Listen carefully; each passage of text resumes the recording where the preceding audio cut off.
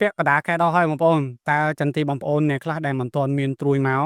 សូម្បីតែពកមាត់ចាប់ក៏ទីអត់ទាន់មានដែរបងប្អូនឥឡូវនេះថ្ងៃទី18ខែ10 2025ហើយកង្វល់បងប្អូនម្ចាស់ចការចន្ទីគឺ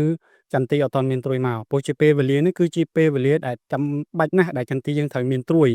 ហើយចការនេះគឺជាចការអតិថិជននៅខាងតាយ៉ែកខេត្តសៀមរាបជិតប៉ូលីសយន្តហោះបងប្អូនអតិថិជនឆ្នាំទី3ហើយរបស់តាមាសឥឡូវនេះគឺគាត់ចាប់ផ្ដើម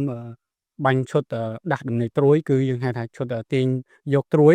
ដើម្បីឲ្យ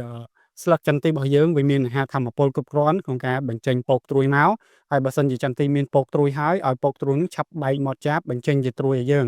ហើយអ្វីដែលពិសេសគឺជួយឲ្យត្រួយចន្ទីរបស់យើងនឹងតូងធំថ្លោះល្អស្លឹកពោពេញទៅដោយថាមពលកម្លាំងមានថាស្លឹកគឺពណ៌ខៀវល្ងិតហើយស្លឹកមកធំកប៉ាងតែម្ដងបងប្អូនចឹងសម្រាប់បងប្អូនដែលចង់ប្រឹក្សាយោបល់ទៅលើបញ្ហាតំណែងចន្ទីថាគួរដោះស្រាយបែបម៉េចដែលចន្ទីគឺមានសភាពមិនទាន់ចេញត្រួយសោះឬក៏ចេញត្រួយមកបានតិចតួចត្រួយចេញមកបែបរាវមិនសូវមានថាមពលចឹងបងប្អូនអាចខមមិនសួរនាំខ្ញុំបានបើសិនជាបងប្អូនជួបបញ្ហាទាំងអស់ហ្នឹងបាទសូមអរគុណ